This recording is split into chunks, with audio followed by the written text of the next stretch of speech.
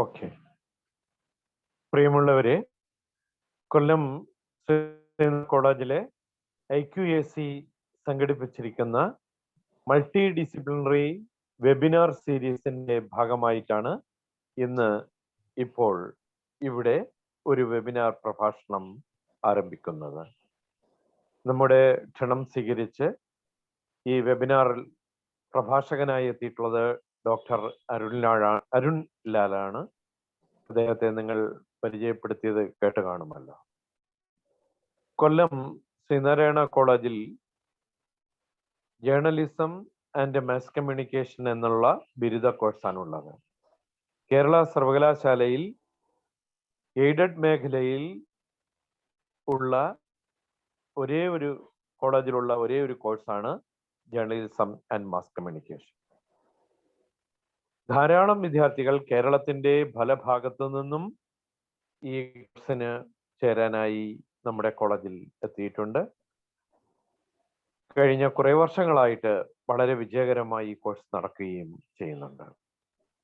Agora multi disciplinary seminar സീരീസിൽ ആദ്യത്തെ ഒരു വെബിനാർ പ്രഭാഷണമാണ് മീഡിയയുമായി ബന്ധപ്പെട്ടുള്ളത്.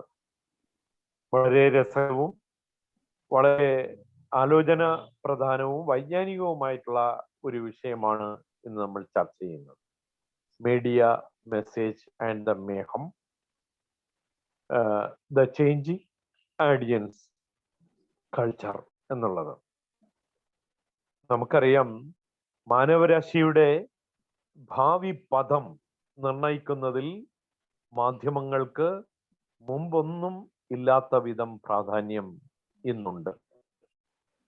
സ്വാതന്ത്ര്യ സമര കാലത്ത് തന്നെ മാധ്യമങ്ങൾ വളരെ വലിയ സമർപ്പണ ബുദ്ധിയോടെ പ്രവർത്തിച്ച കാര്യം നമുക്കറിയാം.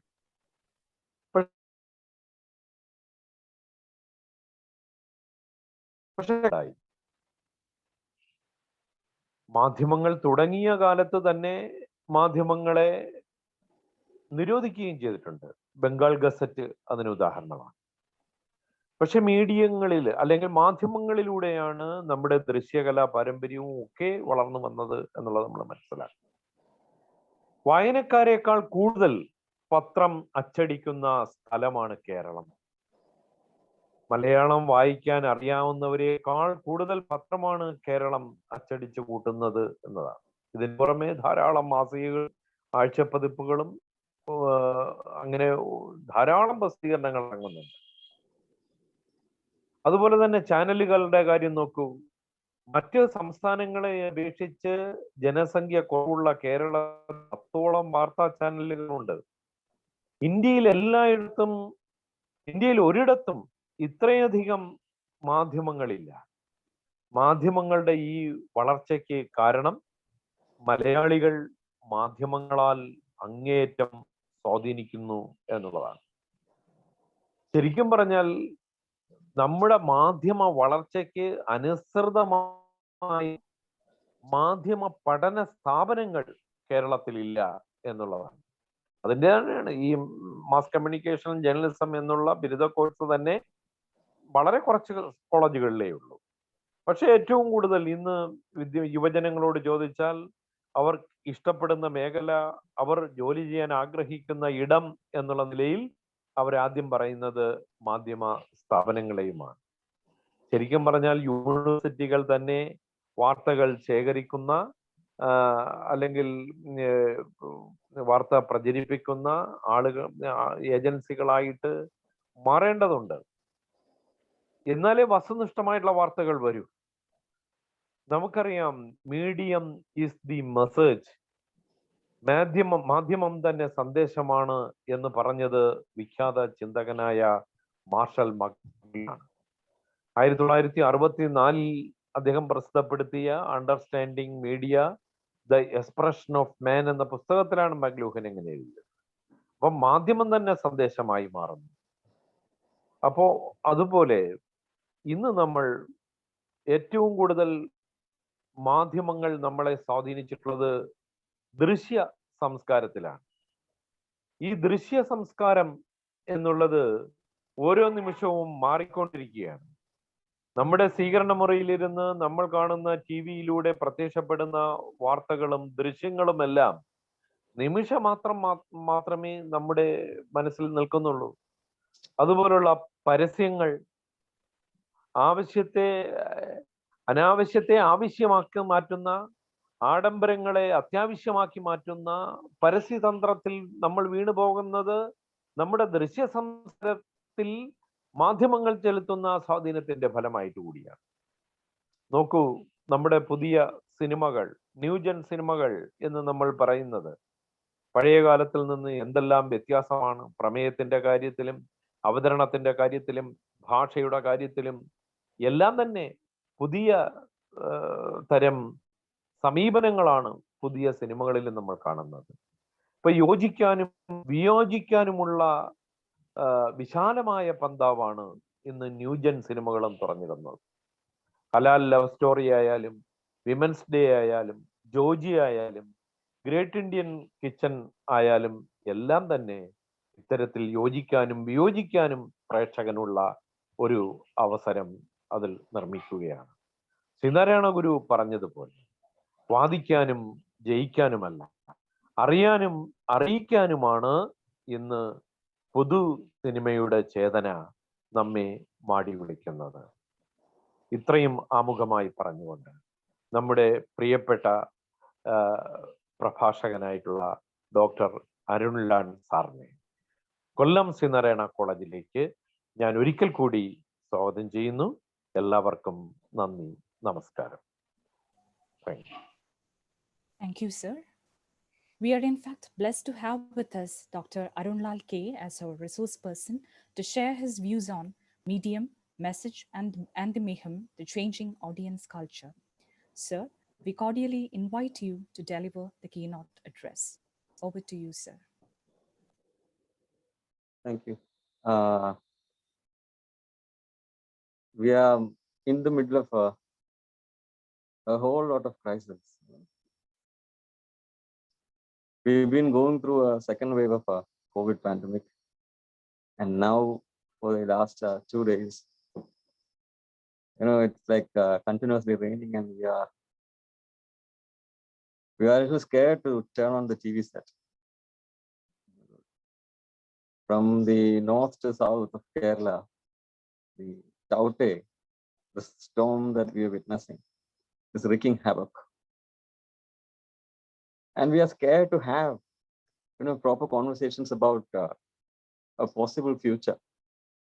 The real world that we have around us has somehow become more confusing than it has been. And in that way, the virtual world that we have been living in, it has become more vibrant. I'll come back to that point in a minute. My focus is on how the virtual dimension has come, has come up as, or let's say, it has outflanked the real dimensions in which we register our everyday responses, our cultural reactions, the readings that we make. There was a real world that assured us of transactions which can go unhampered, but that real world has failed. The virus was able to, the COVID virus was able to completely put us in a real-time lockdown. Real transactions, they have reached a dead end. You can't move around. I cannot come to SN College Kollam and meet you all and talk. However much I would like that to happen, I'm not supposed to move beyond the limits of my house, or perhaps my district. Moving beyond my district is supposed to be, I need to take a pass. I need to I wouldn't do that. Nobody would do that. And even if I were to apply for a pass, the police would say this is a completely unnecessary thing. Have you tried applying for a pass to travel? The first thing is is it compulsory? Is it absolutely necessary? Now, if I were to apply for a pass to attend this seminar, the first question will be, is it absolutely necessary? And the police would say, this isn't absolutely necessary. This isn't even even a need. This is not even a compulsion. For us, people who are academics, people who deal with this, this is just not our daily bread. This is our daily bread, definitely, but this is more than our daily bread. This is something this is a space where we live. This discussions, these debates, this reading, this overreading, this misreading, this interpretation, overinterpretation, misinterpretation, whatever you call it. This is where we actually exist. This is what constitutes our life. And suddenly the real-time transactions of that dimension has been hampered.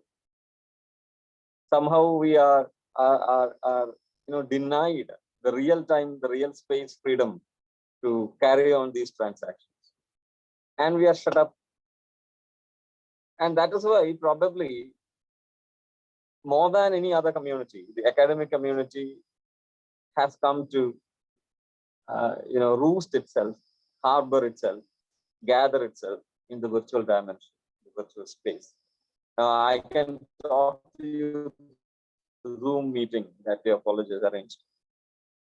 I can table my propositions regarding how medium is the message, etc., etc. The principal was just now hinting on that. Marshall McLuhan in 1964, McLuhan would say, medium is the message. Well, it is a rather cryptic kind of a pronunciation. It's an epigram. It has been treated as an epigram. Anyways, it is not a logical or it's not a statement that we should take literally. It is a metaphorical statement. We need to have imagination. We need to build on that. What exactly does he mean by medium with the message? If you check into that book, if you check into Understanding Media, Marshall McLuhan has even more crazier propositions.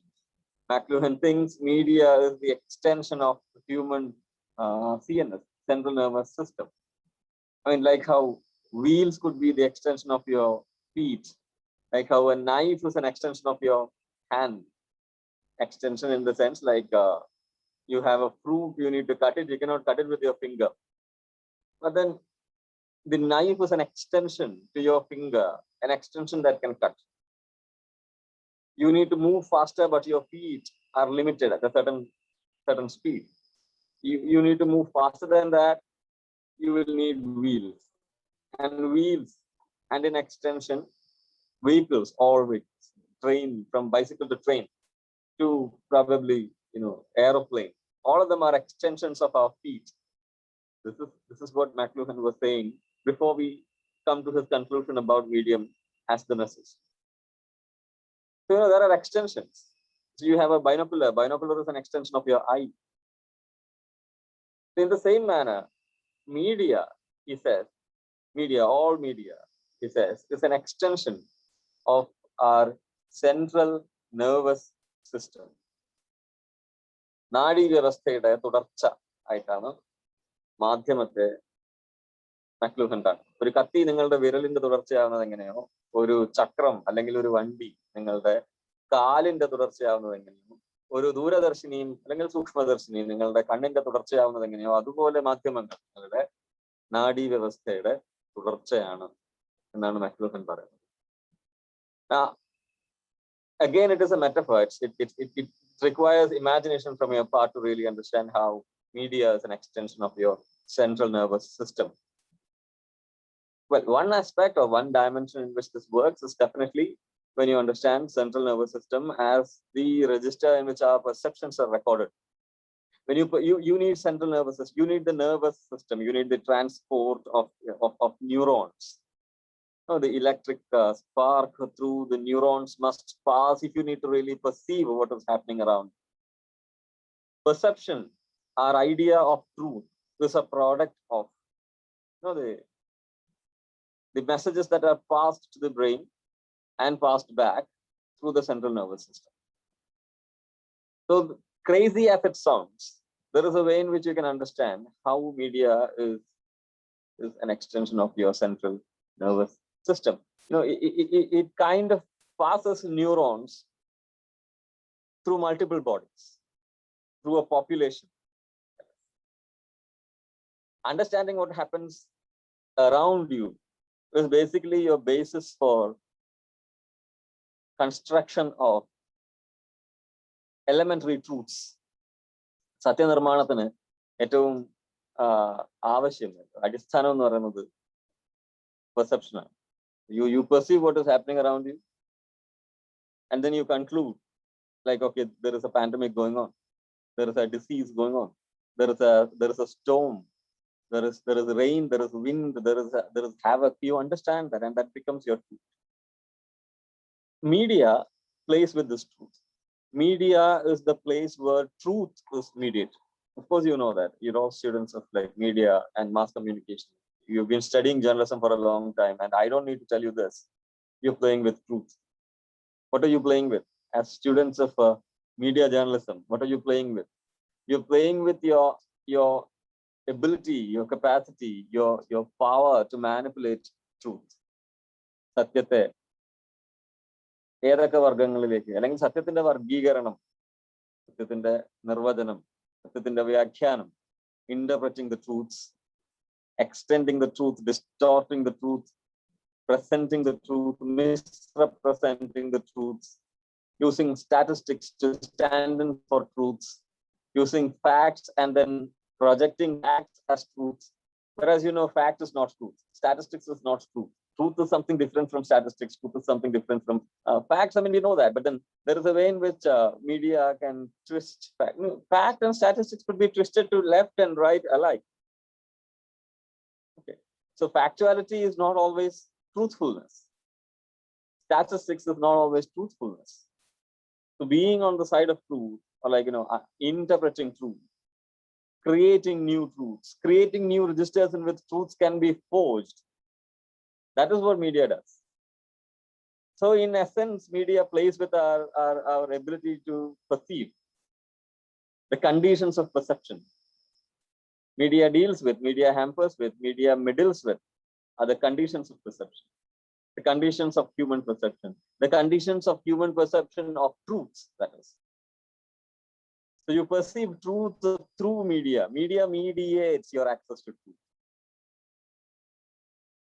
In that sense, using that tangent, if we were to really come to the thesis that I want to present to you today, actually this is a paper. This is a paper that is on its way of publication. This is going to become a part of a book that UGC is bringing out.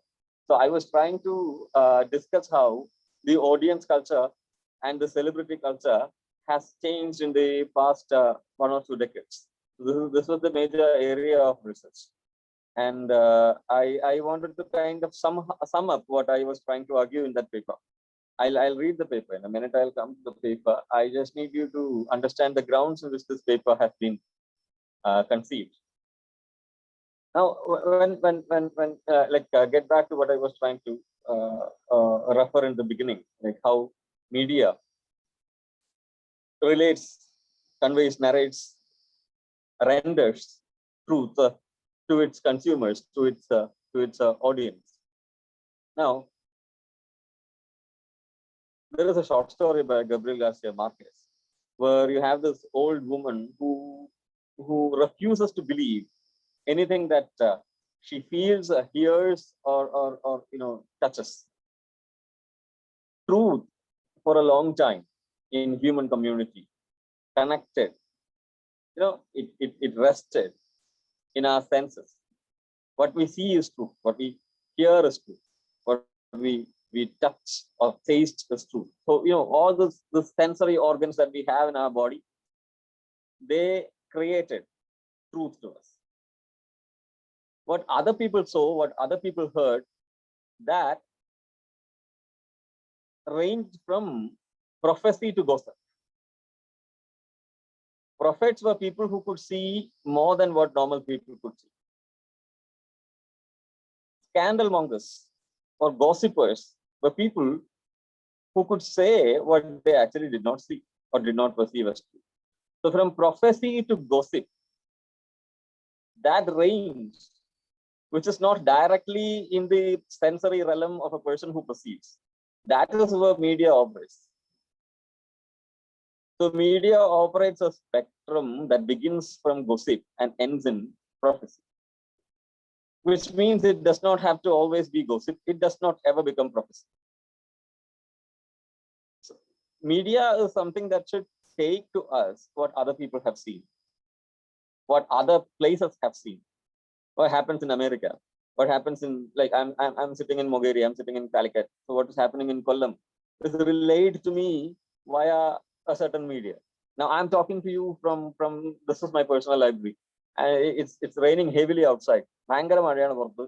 ഞാൻ പറയുന്നത് എനിക്ക് തന്നെ പകുതിയെ കേൾക്കാൻ പറ്റുന്നുള്ളൂ. I hope you can hear this absolutely well. That is thanks to media. It relays it perfectly. But it's noisy. It's a mayhem outside. It's like raining outside and it's very windy. Current illa. I'm using an emergency lamp to light up. Otherwise, my library is not lit up. Well, yeah.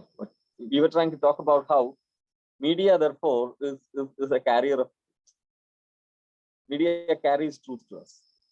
No, in a very interesting way. You know this particular term, post-truth era or post-truth society. The kind of society that we now live in is called a post-truth condition, a post-truth society. Satyanandaram എന്ന ഒരു സംവർഗം, ഒരു വിശേഷണം നമ്മുടെ കാലഘട്ടത്തെ പറ്റി നമ്മൾ പൊതുവിൽ ഉപയോഗിക്കാറുണ്ട്. What exactly is post-truth? The era of truth has been outstepped. You have moved out of the condition for truths. There are certain conditions. There are conditions for truth. Right? We have outgrown the conditions for truth. We have started occupying realms, medias, tangents, conditions which can create the post-truth environment. How do you correct? How do you create a post-truth environment? See, truth in this particular term doesn't refer to what is real or correct. You should not understand that, okay, truth has no value now. That's not the way it works. There was a society,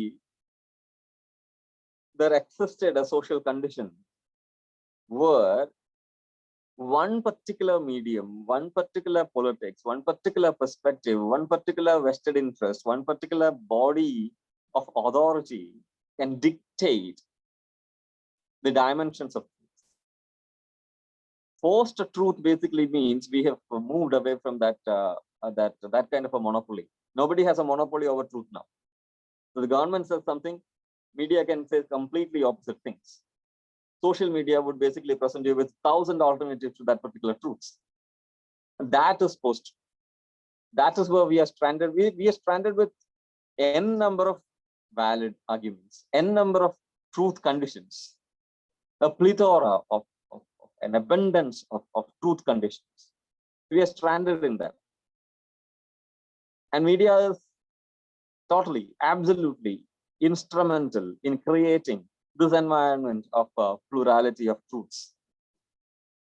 സത്യങ്ങളുടെ ബഹുലത നിർമ്മിക്കുന്നതിൽ മാധ്യമങ്ങൾക്ക് വലിയ പങ്ക്. ഒരുപക്ഷെ മാധ്യമങ്ങളാണ് സത്യാനന്തരത ഇത്രമാത്രം real ഡയമെൻഷനിലേക്ക് കൊണ്ടുവന്നു. യഥാർത്ഥ തലത്തിലേക്ക് അതിനെ കൊണ്ടുവരാനുള്ള ഏറ്റവും പ്രധാനപ്പെട്ട ചാലക ശക്തി മാധ്യമങ്ങളിൽ നിന്നാണ് സമൂഹത്തിന് കഴിഞ്ഞ 2-3 ദശകങ്ങളായിട്ട് സമൂഹത്തിന് കിട്ടിയിട്ടുള്ളത്. Post-truth is an old word, definitely. I mean, it was here even before 20th century. People have used that particular term. People have imagined how truth will die and the post-truth society will, take birth. So there has been people who imagined. There has been philosophers who thought about how truth is just a fiction. Truth is just another fiction. Well, anyways, let's get back to the point. Media relays truths to us in a post-truth society. So, like myself, I and you, we live in a society which is predicated as post-truth, and media in this world is relaying the post-truth conditions to us, and we are open to the post-truth conditions. It's not like we have a problem with post-truth conditions. We enjoy post-truth conditions. See, before internet actually became such a big thing, the traditional mass media, of which Marshall McLuhan was commenting, the medium is the message kind of mass media. Medium is the message isn't valid anymore. Like, we'll come to that point. I mean, Marshall McLuhan, if he was alive now, if Marshall McLuhan was to theorize internet and social media, I don't know what he would actually come up with. I mean, what is social media an extension of? Social media is not just an extension of your central nervous system. It is an extension of everything that you are. It's an extension of your identity as such. We duplicate our identities. In fact, we can completely be alive on social media and inert in the real world. It is possible. You do not have to project yourself on the social media. Like, you have an Instagram account. Most of us have an Instagram account. What you post on Insta is not a fake version of yourself. It is never a fake version of yourself. It is a version of yourself that somebody is sending a message. I hope the organizers are dealing with messages now. I'll get on with the talk. I'll get back to your messages after I finish. Like, I'll take another half an hour perhaps to make my point. Yeah, so I was trying to tell you how social media, say Instagram or Facebook or any social media that you basically like, Twitter, for instance, the images that you post there, the text that you post there, the access to media that you have when you're using, say, Instagram or Facebook or whatever social media you are familiar and comfortable with. Now, the duplication that happens there, the replication that happens there, like, I click a selfie of mine and I post it on Insta. I give whatever caption strikes me as beautiful or catchy. I use that caption and post my photo on Insta. I follow certain people, I don't follow certain people. I comment on certain posts, I don't comment on certain posts. These are choices that I make. These are decisions that I consciously I take. I live, like, in the sense, like, I perceive and respond. Perception and response is basically the conditions that we use to understand if a person is really alive socially or not. So my social life can happen meaningfully on social media. It can happen in real life as well. It can happen on real dimensions as well. This idea of real versus virtual itself is being contested now. Should we actually say that is virtual dimension and this is real dimension? As if there is no collusion between these two, as if they have already not been jumbled, as if we can clearly draw a line between, okay, this is real and this is virtual, and virtual is less important to me than my real dimension. Can we do that? It's a question. Like, if a flood is happening, if COVID is happening, like, think of the COVID situation. Forget all the hype that is happening in the media philosophy, in the contemporary media philosophy, and just concentrate on the situation the world ran into with the affliction of COVID, with the beginning of the COVID crisis. What happens in COVID? What happened in COVID crisis? How do you know that this is a global pandemic? And how does our knowledge of COVID as a global pandemic, how does that knowledge affect our understanding of COVID as a local reality? COVID is both these things. COVID is a global pandemic, and it is also a local reality. Like, I'm locked up in my room. I'm locked up in my house. I cannot move out. This is a local reality. And I know that this local reality is completely connected to, completely an offshoot of, a clear tangent of the global pandemic situation. Now, the global pandemic situation is not something that I can understand by sitting back in my home without, without access to, without resource to media. Global media is definitely important. The media that works in my drawing room is basically what tells me what is happening when a flood is breaking out in Ernakulam, what's happening when a flood is breaking out in Trivandrum, what happens when the flood breaks out in Ponnani, Malappuram. I come to know of those details because I'm connected to media. And that knowledge is part of my reality, local reality as well. I choose to stay within my home's confines because I know my local reality is completely a part of, or I imagine that this is an integral part of the global reality. Global reality, which is rendered to me, which is transferred to me, which is conveyed to me through the media. So the media is not a virtual world. It is not something that we can exclude, exempt, isolate, think of as different from the real world. The real world is definitely influenced by, and it influences back what is happening in the virtual world. This is one tangent of it. You can come down to like even clearer, even lesser modules of life. Lesser, smaller modules of life can be brought into this line of discussion.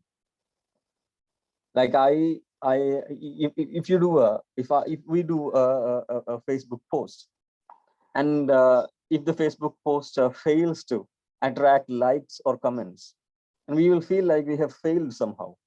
That feeling of failure is real, even though the experience of posting it, the experience of creating content, that is not real.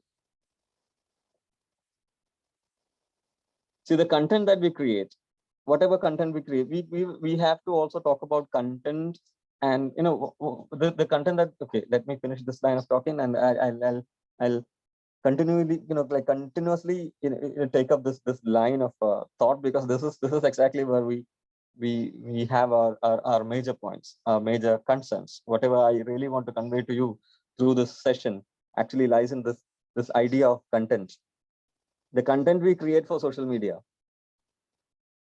What is the content that you create for your social media? See, this is where I miss a real audience. If you were a real audience, this would have been absolutely sweeter, much more sweeter. I could actually see you. I could talk to you. I could see what kind of I could hear you.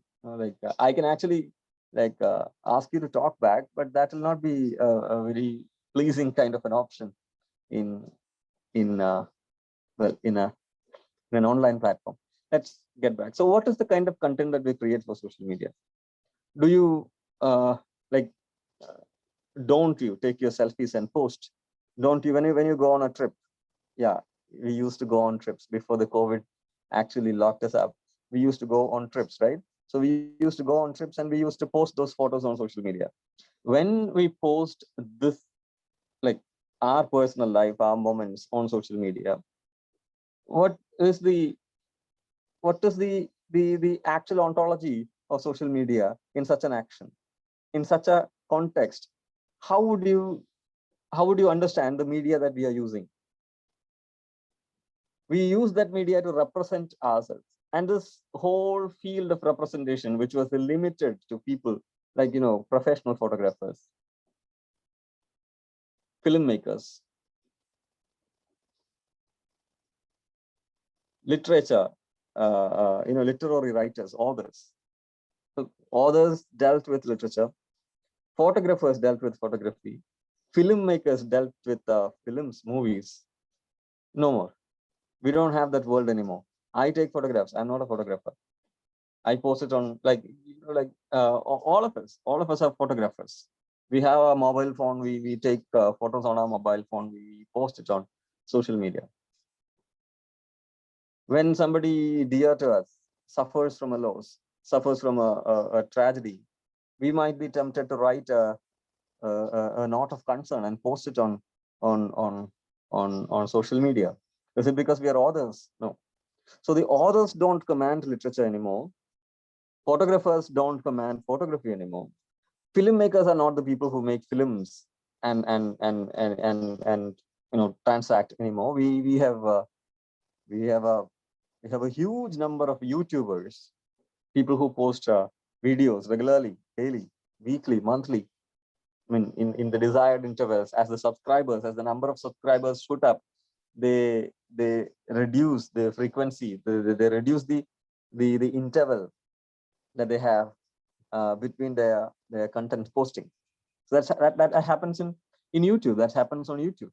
So on YouTube, you have people who post videos. On Instagram, you have people who post videos, like Insta Reels, for instance, where you post your videos We don't have to be professional content makers.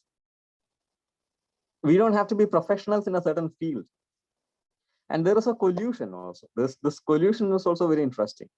The collusion in the sense, like, somebody who, like, think of Mohanlal, for instance. Mohanlal is like the superstar. He has been at least from the beginning of 1990s. Mohanlal has been one of the most important, actors. And he has also been influential. He has also been important because he has contributed to the establishment of a proper star system in Malayalam cinema. So, like, there was no Tamil movies had it, like Kannada or Telugu movies had it. We did not have a star system before the 90s actually kicked off. But with 90s, you have a very clearly defined star system coming up. And we established the star system because, there were interviews. Definitely Mohanlal was giving interviews and all, but we did not expect Mohanlal to be, the advocate of a certain politics. And now look at the star persona of Mohanlal as it existed in the 90s and as it exists now. We expect Mohanlal to comment on something that happens in the society, which is absolutely not the ken of an actor. Even if it doesn't come under the purvey of an actor's perception, an actor's expertise, we expect him to come in. Like when Yeshudas is like he was the most respected singer that we had in Malayalam. But then of late, he has lost his audience. He has lost his audience not because he has sung songs which are that less good, or like, his quality of singing has not gone down. What has actually gone down is, like, this person has commented on, like, women wearing modern clothes, for instance. So, how would Yeshudas be able to develop an intelligent cultural perspective when his area of expertise is not cultural studies? It's not. We expect a person nowadays in the age of social media, convergence is collusion, and convergence is basically the mantra that we live by. It's not like you can be an author and then not comment on something that happens which is not your field of expertise. You can't do that. If you are a celebrity, you are a standardized celebrity. The audience culture has changed. The audience do not expect you to be a celebrity, because social media is not about songs exclusively or like picture exclusively, photograph exclusively. No, it is a jumble. Social media is a jumble. The content is heterogeneous. So in a platform which hosts heterogeneous content, people who host content, like Yeshudas is a person who hosts content. You don't think of Yeshudas as a singer anymore. Yeshudas is somebody who is part of this content jumble. So we have songs from Yeshudas on YouTube. We have also, this Vishnu Unnikrishnan, or whatever his name is, the famous YouTube vlogger. So you have vloggers on YouTube. So you watch one video from Yeshudas, and then you go on to watch one video from, say, the Mallu analyst or whoever is your favorite YouTuber. You go for that. So in the previous era, Yeshudas was present in the radio. And we familiarized with Yeshudas because his songs were aired on radio. Radio is a certain kind of medium. It has its own exclusive premises of exclusive premises or conditions or whatever you call it. It has its own and it creates a certain cultural environment with a definitive boundary. So you can have a radio celebrity, you can have a radio drama artist, and Yeshudas or S. Janagi or any of those singers were basically radio artists. We understood them. Our perception of Yeshudas was basically mediated by the radio. But we do not resort to radio anymore. We do not resort to TV anymore. We resort to Web 2.0. It's a medium where we can interact with the people who create content. There is a comment section. Radio does not have a comment section. TV did not have a comment section. You cannot comment, you cannot feedback. It's not even feedback, it is comment. Your comment is absolutely important. The audience is important. The audience is not a passive receiving community anymore. The audience is the people who determine the very fashion in which the content should be made. The very nature of the content is determined by audience, because you comment, you like, you dislike. YouTube also gives you the option to dislike. And even, like when something gathers a huge number of dislikes, there is a breakdown on internet. I mean, that also is news. So what gathers likes on internet is news. What is news is also sometimes it's also internet content. News is also a content. Songs are contents, videos are contents, reviews are contents. Like anything is a content. And in this world that is ruled by content, the medium is not the message. The medium, the message, everything is on one side. What is being created on the other side is this huge community of receivers. In 2009, in International Journal of Management, Dr. Philip Napoli had a paper that talked about audience market. Audience market is an interesting idea. Napoli was trying to say that the primary product of any media, any contemporary media, is not the content, but the audience. TV created not TV content, but TV audience. The primary task of any media, any medium, any mass medium, is create its audience. A specific brand of audience is created. Why is this audience created is another question. There are several answers to it. The primary one being, if only, it is necessary because you can sell your products only if you have created an audience. An audience becomes your primary product because it is these audience that you sell to the advertisers. Did you get the loop? Did you understand the loop? There is a loop working here.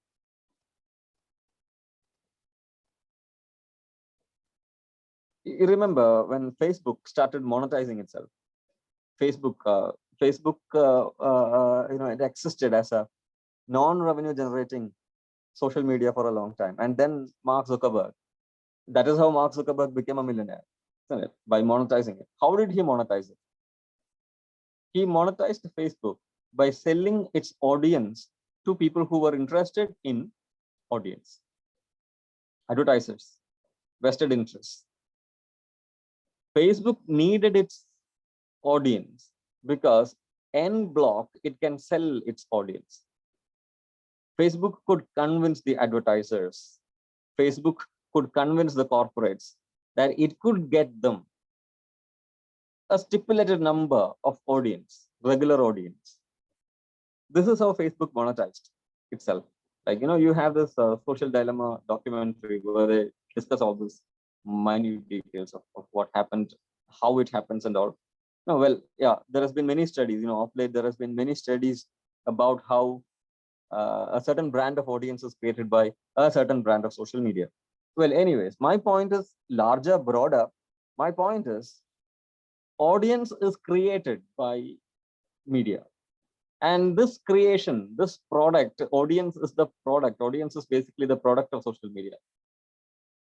Any internet media for that matter.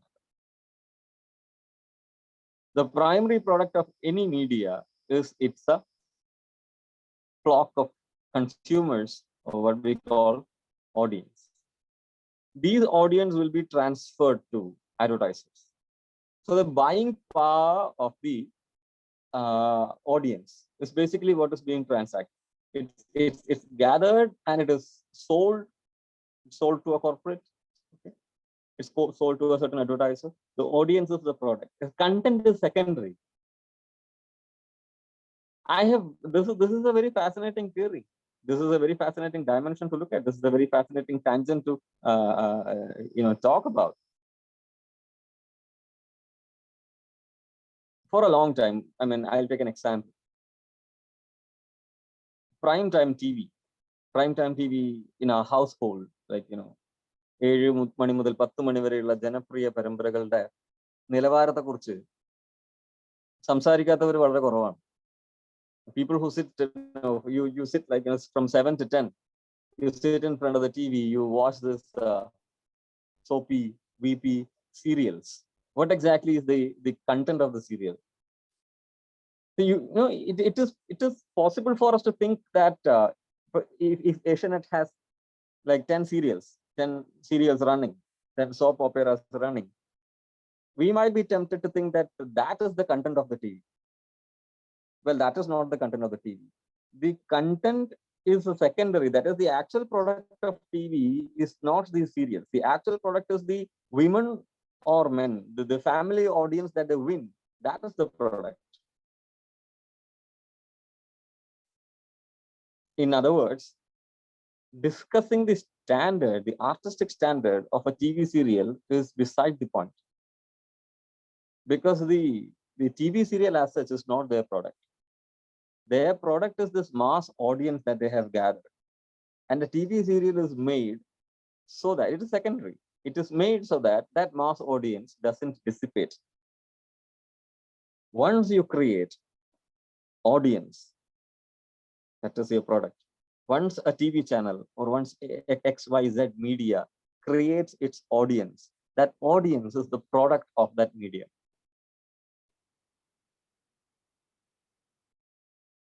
TV had its audience, and those audience were its primary product. So instead of medium is the message, we should basically say audience is the product. Audience is the product. Medium is the message has become secondary. It has gone in the background. Medium, message, all have gone to the background.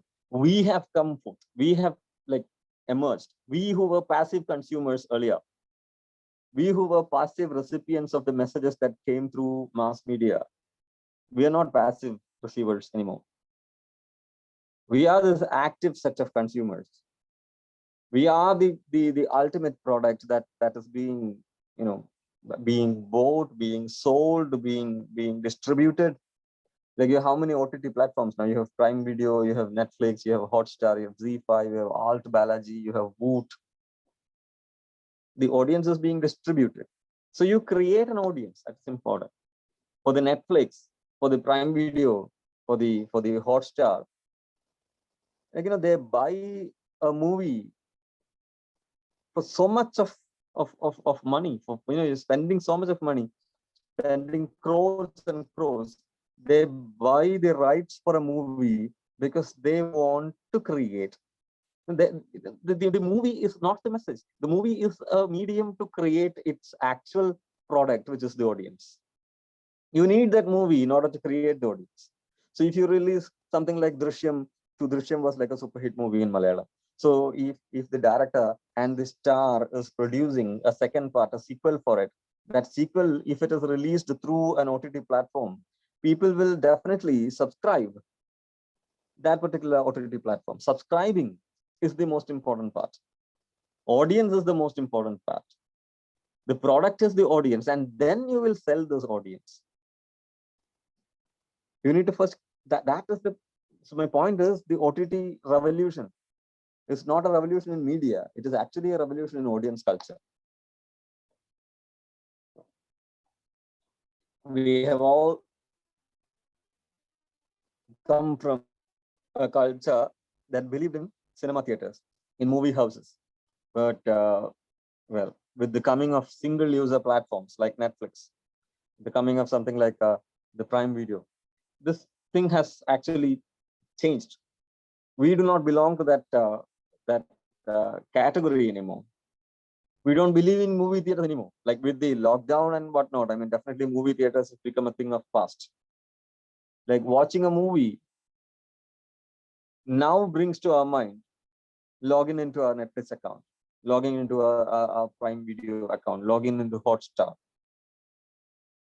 So moving into the OTT platform, becoming a product ourselves, subscribing to it and becoming a product ourselves, that is the line in which things are progressing. That is the dimension in which we should perhaps perspectivize this whole change.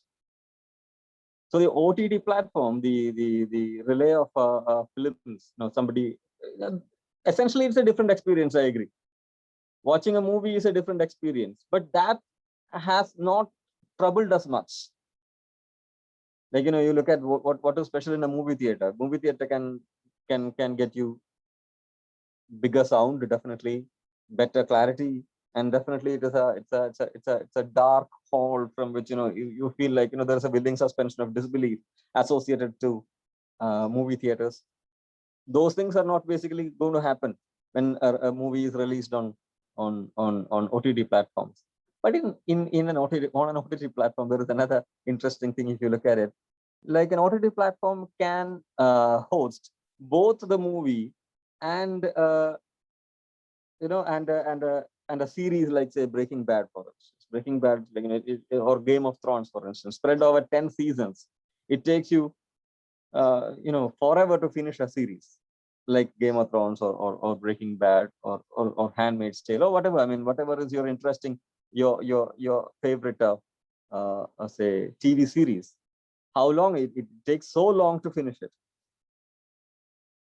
That is getting standardized with the watching of the movie. Like how earlier, if you remember, like Yesudas is getting standardized with say Vishnu Unnikrishnan. So you have the OTT series standardizing the experience of watching movie. So watching a movie is now at par with enjoying whatever happens in an OTT related TV series. OTT platform was a jumble of content. I'm trying to bring things together. I'm trying to conclude. So the changing audience culture basically leads us to a certain kind of stupor, STUPOR, stupor, that Susan Jacoby basically calls. Susan Jacoby's 2008. In 2008 she talks. She comes up with a very interesting book, namely The Age of Unreason. You remember Age of Reason from Spain? I mean, like, the classic Age of Reason. So Jacoby comes up with this book titled Age of Unreason. Age of Unreason, where we people as audience, what kind of transformation are we undergoing? We don't even recognize it. The arrival of the arrival of mobile phones in our life, cell phones in our life, the change that happened with the arrival of cell phones, it was so drastic and so total that അതുകൊണ്ടല്ലോ ചെറിയ ചെറിയ ഇളക്കങ്ങൾ നമുക്ക് മനസ്സിലാവും, പക്ഷെ ഭൂമി കറങ്ങുന്നത് നമുക്ക് മനസ്സിലാവില്ല എന്ന് പറയുന്നത് പോലെ വലിയ മാറ്റങ്ങൾ, വളരെ പെട്ടെന്ന് വലിയ മാറ്റങ്ങൾ വരുമ്പോൾ it is difficult for human mind to comprehend it. We don't comprehend it. The culture did not. We do not basically think of mobile phones as having brought a huge change in the way we live, but it did. We cannot see it. We cannot see it because we can only comment it. But then even people who were living in the previous era, even people who were living in a pre-mobile phone era, have very comfortably moved over to, or at least are trying to move over to, the mobile phone era, and they find it easy, and they don't find it hampering. They don't find it cumbersome. They don't find it a problem. They actually find it a delight. It's a delightful transformation. For something as significant and radical as this to happen, it should take almost a century. No, it took almost a century for TV to become popular, to become like, everybody to use TV. It took almost more than a century. Remember radio became popular very, very slowly. You needed licenses to buy radios. Imagine that. I mean, you need licenses to buy and begin playing a radio.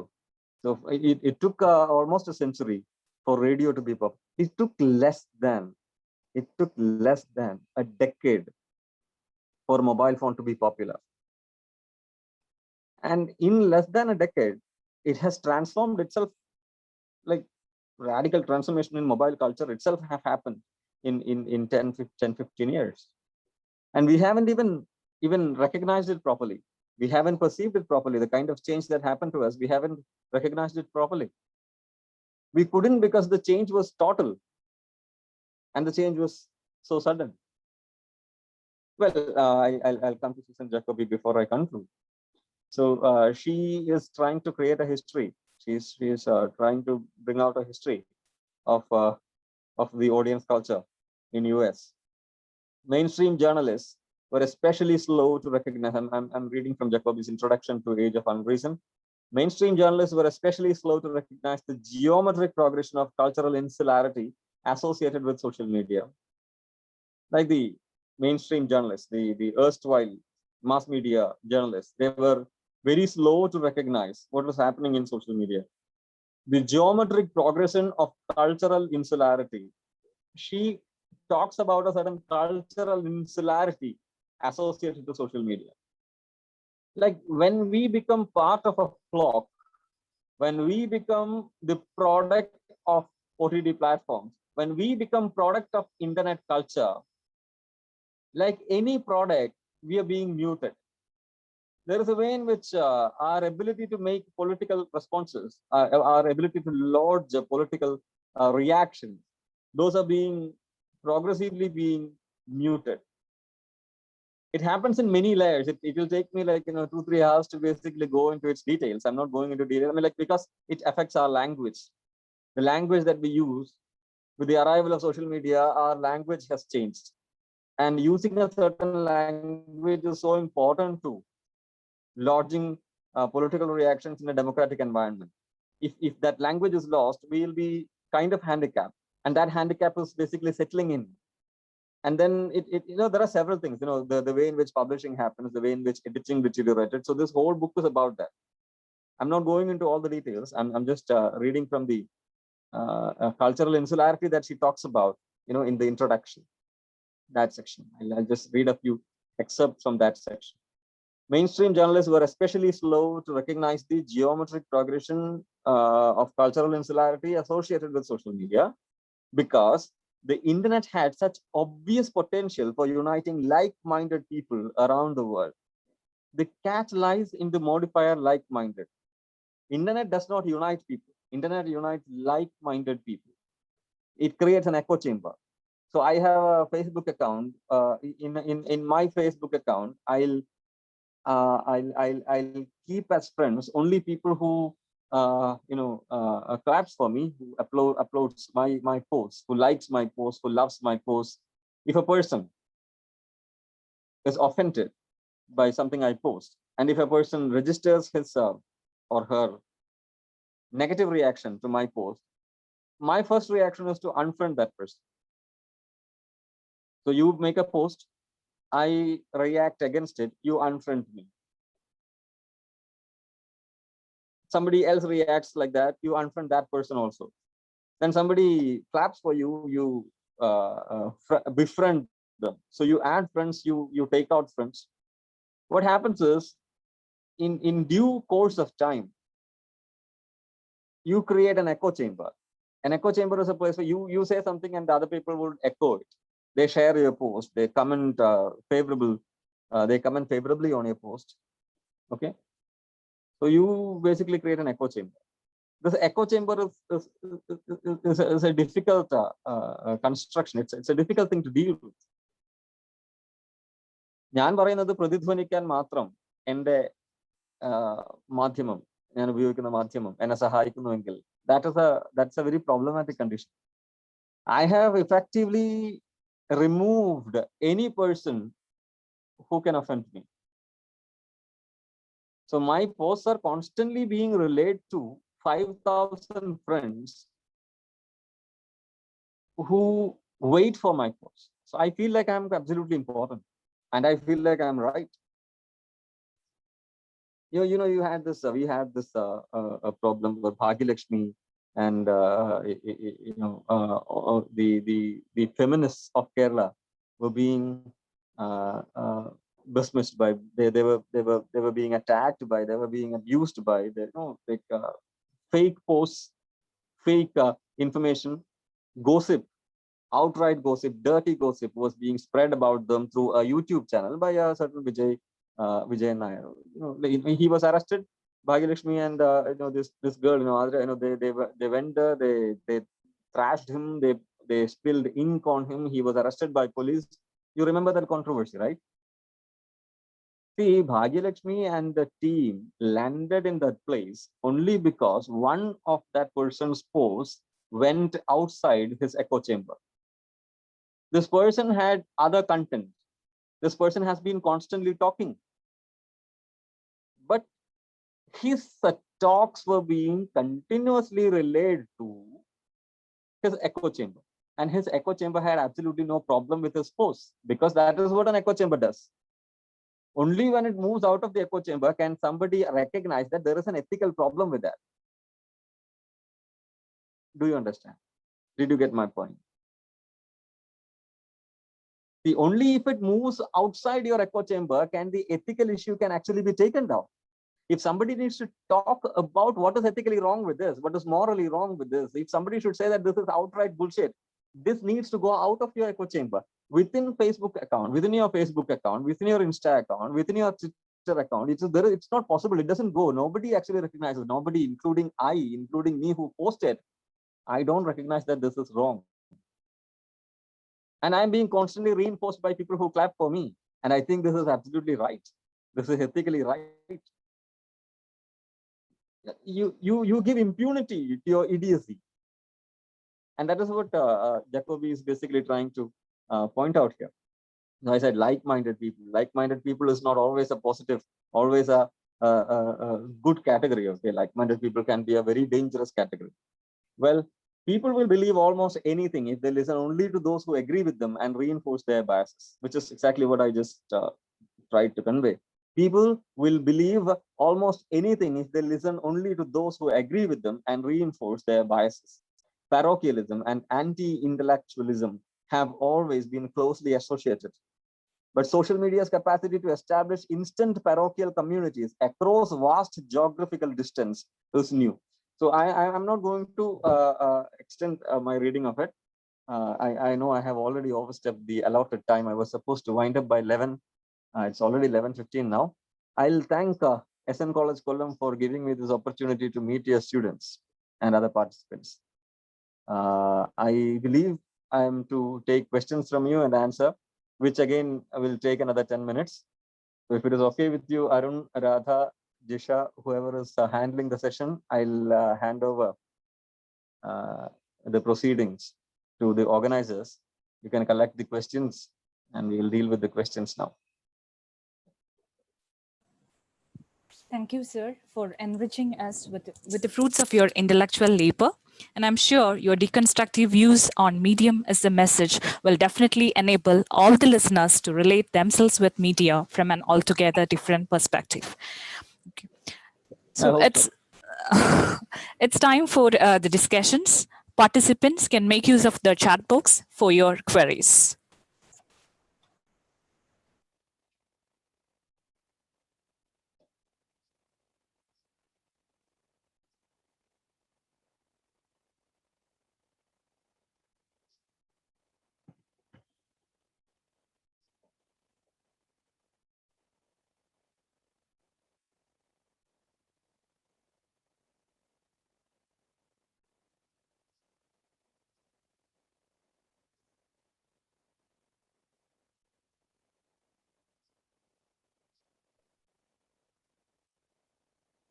Sir, could you see the chat box? Yeah, Medium is the message and not Medium is the message. That one. See, McLuhan was an eccentric theorist. Okay, do not think that McLuhan could be understood as a. You cannot use McLuhan in your thesis, for instance. You cannot use him for an academic, academic in the sense like an academic submission. You cannot use it. He is full of insight. He's not using factual. He's not using real-time data or something in order to argue at his points. McLuhan was interested in McLuhan was taking thought a little forward. like he was using a lot of imagination, and in order to understand him, you will need imagination. So that kind of answers. It's not a silly question. It is a silly question only if McLuhan is understood as silly, which actually is the case. McLuhan is usually understood as a silly person, as an eccentric person by many.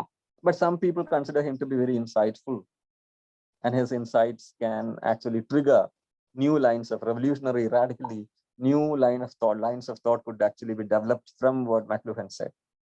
That's my answer for your question. Another thing comes up in the chat box. Who's the Jisha? Or rather, can you actually read it out? Because I find it a little difficult to. Sure, sir. Okay, could you read it out? Yeah, from Anjana, sir, what do you have to say about the changing nature of audience? That is from the mass audience to the interactive media user. Yeah, I think I did answer that, during the course Okay, of my presentation. Web 2.0, which actually allows you to register your responses. You feel like a responsive product. If we don't interact, if we are watching TV or if we are listening to radio, our interactions it happens within the audience community. We do not talk back to people who relay content to us. But on YouTube, what happens is like you are made to feel as if you determine the nature of the content. So the audience has been emphasized. The emphasis on audience is absolutely high now. I don't mean that audience was not important earlier. Audience was important earlier, but the participating audience is also participating in a transactional method. Like this new audience, the social media audience can be packed en bloc. They can be bought and sold. Facebook can sell you as a consumer. Instagram can sell you as a consumer. YouTube sells you as a consumer. You don't even know that you're being sold. This is different. This is different from being a passive consumer. So an active consumer, active audience is equal to passive consumer. This is how it can, very reductively, definitely very reductively. It's not like always okay kind of a coinage. But let us say the passive consumer is active audience. For somebody who listens to radio is an active audience. But the active audience, like I keep liking, commenting every YouTube video I see. I'm a passive consumer. I don't even know that I'm being converted into a consumer. That's how I'll answer your question. I did kind of answer that question during the course of the presentation. I'm just cryptically trying to address that line of thought again. What is the next one? From Sojia Joy, when we talk about content, we write in our social media. Sometimes we got bad response even though we are right. Like when a woman talks about marital rape, then people blame her. Isn't that bad effect of the social media even though we are right?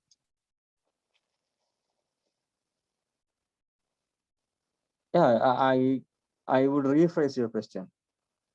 See, social media is a place where we get freedom to represent ourselves without an editor's intervention. Like any other media will basically need you to go through the editorial machine, editorial apparatus.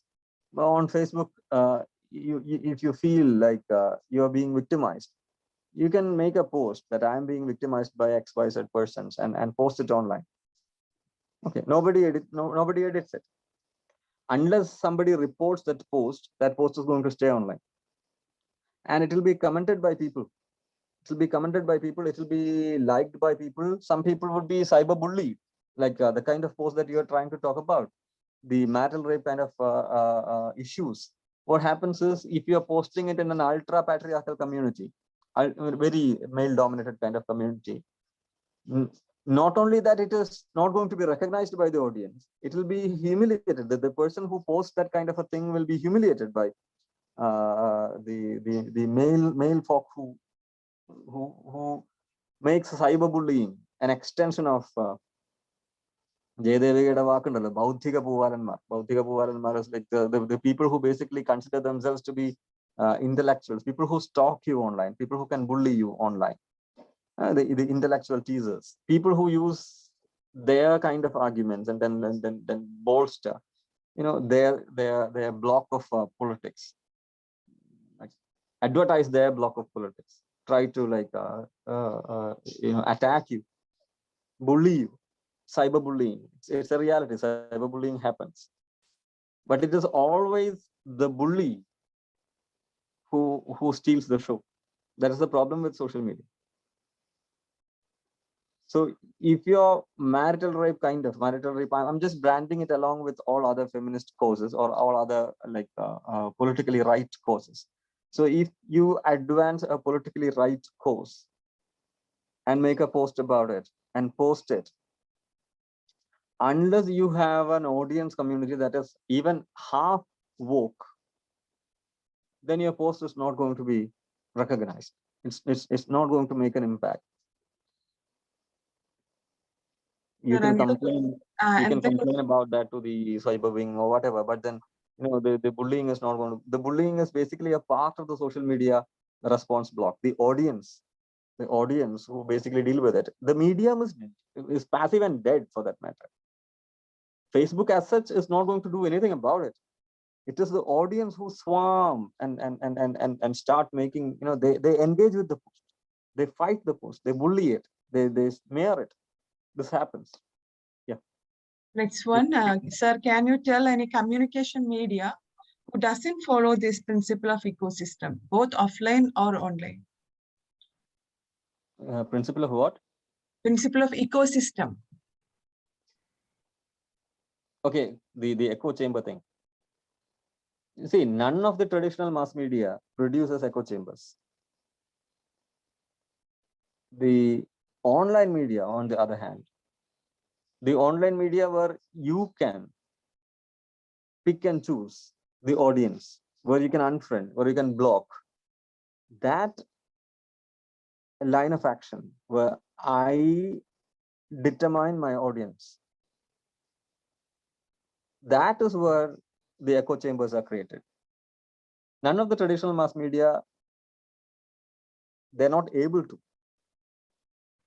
TV is trying to become something like that. On TV news now you have polls. You can vote. You have exit polls. You have votes, etc. On TV. TV is trying to become something like that, but TV also cannot create echo chambers. But the internet can effectively. It is we who create echo chambers. It's not internet that is creating echo chamber.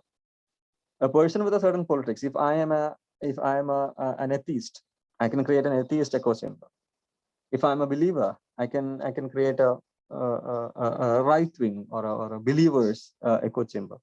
It is I who create it. It's I who pick and choose. Okay.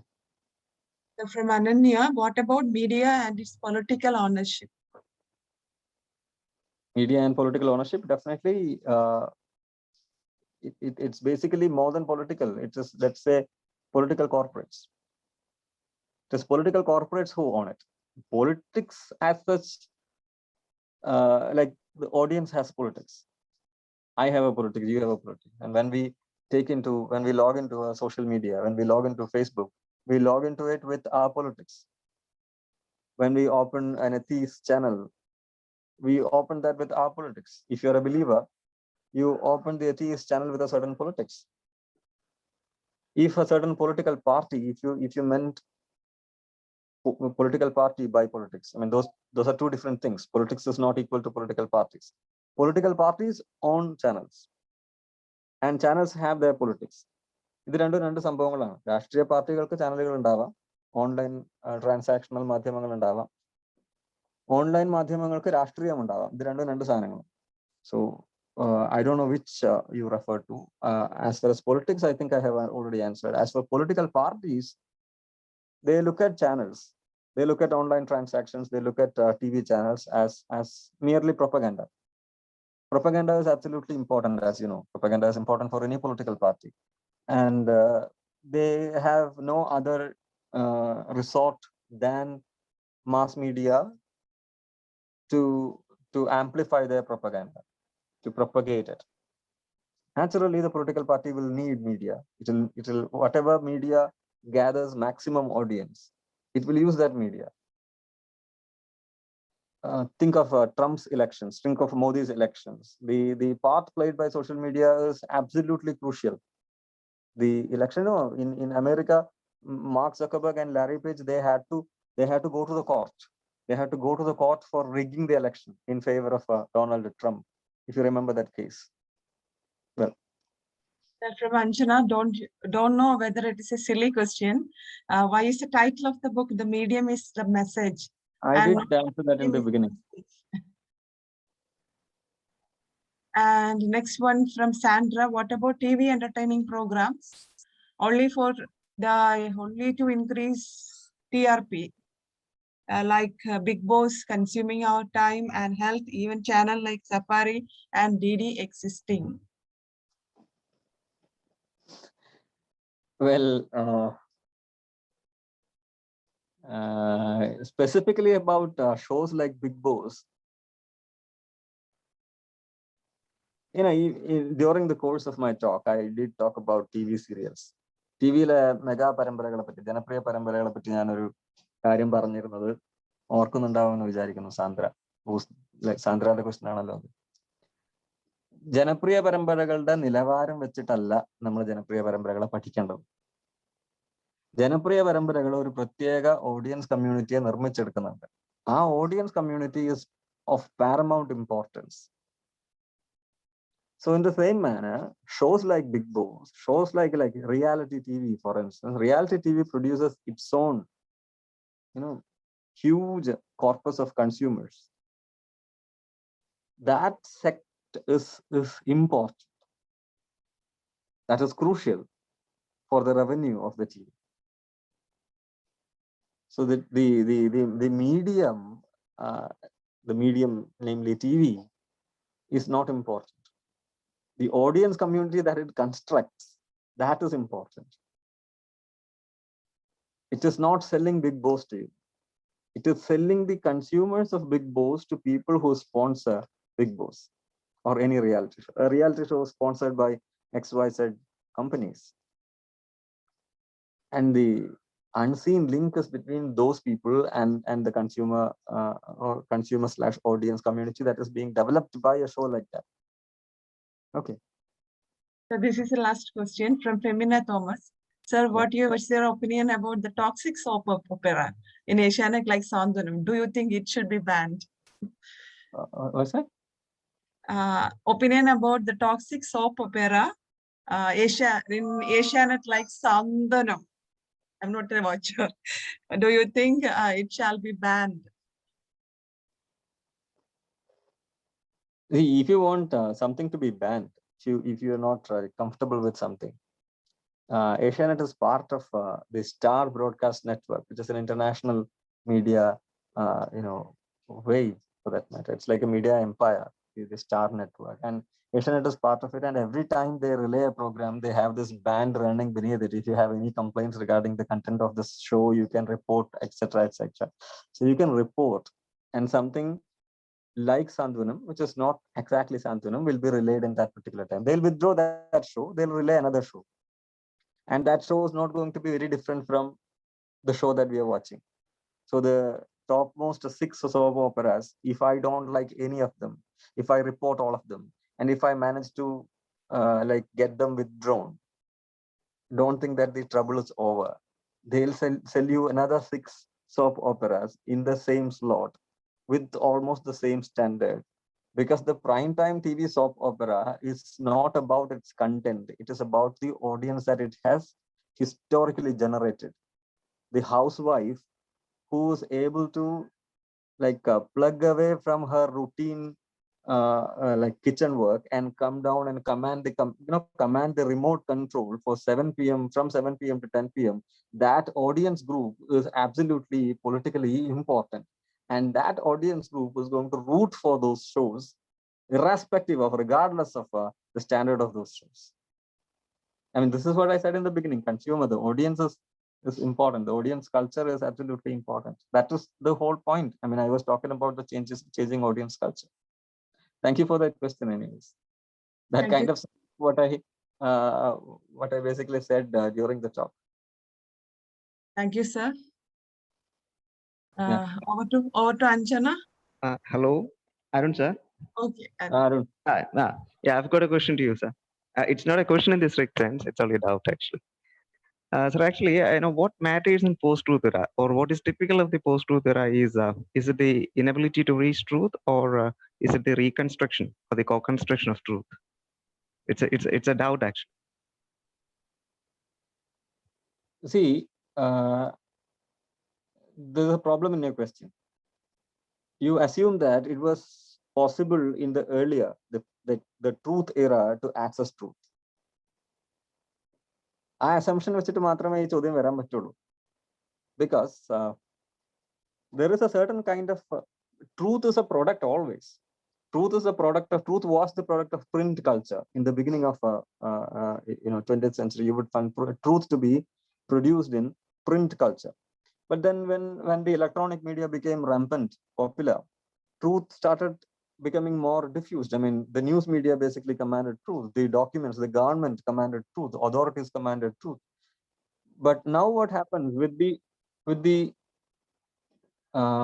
empowered, or like, let us say, with the more active audience, the media that has been relaying truth is now also allowing the audience to intervene in the transaction of truth.